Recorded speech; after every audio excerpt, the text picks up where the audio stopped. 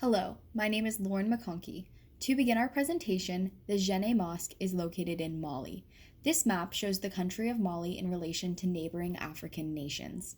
An enlarged version of this same map depicts the location of Djenne within Mali. On this map, Djenne is marked as number 3, the southernmost marked site on the map.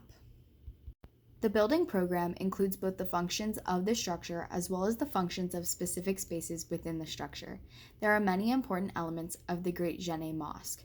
The site itself includes a prayer hall, the main courtyard, surrounding galleries, and 3 towers. In the elevation and section shown, the 3 towers as well as the exterior of the mosque can be seen.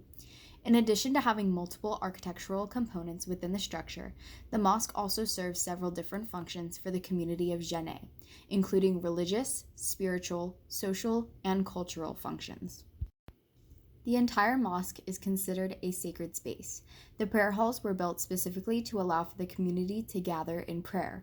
The prayer halls also face towards the city of Mecca, which is an important feature for the religion of Islam. These images show both the exterior and the interior of the mosque. The roof of the Djenne Mosque, which is accessible via a pair of spiral staircases, provides a view of the nearby Djenne market, which can be seen on the right image. Since the market itself is a central social space for the people of Djenne, this allows for the mosque to also serve as an important social space within the city. The courtyard, as seen on the image to the left, is a specific area within the mosque that serves more of a social function as well. Since the mosque has actually been 3 different structures built over the course of several hundred years, it is difficult to understand the intent of the architects throughout the entire history of the Djenne Mosque, especially since its earliest architects are unknown. This is especially complicated by the fact that many people believe the mosque was largely constructed through community efforts. However, the intent of the 1906 reconstructive architect, Ismaila Traoré, can be understood and acknowledged.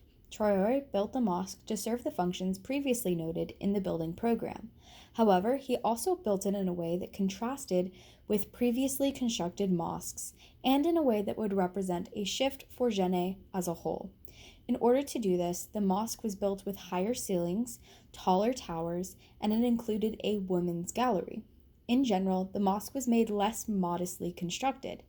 In regards to the materials used to create the mosque, it was intentionally constructed with less permanent materials, as this does necessitate the annual replastering event for the community. In general, the intent of the architect was to create a functional religious space for the community, separate the mosque from previous structures, and allow for the malleability associated with annual replastering. The images shown are the plan and a schematic of the mosque. This is a brief history of the construction of the Djenne Mosque. The Djenne Mosque has been replastered a countless number of times, though it has only been physically constructed 3 separate times. The first mosque was built in the 13th century. The second was constructed between 1834 and 1836, and the third mosque, which is the structure that still stands to this day, was built between 1906 and 1907. The following details are in regards to the 1906 reconstruction of the Djenne Mosque. Though the region was under French control at the time, French engineers were not involved in the construction of the mosque.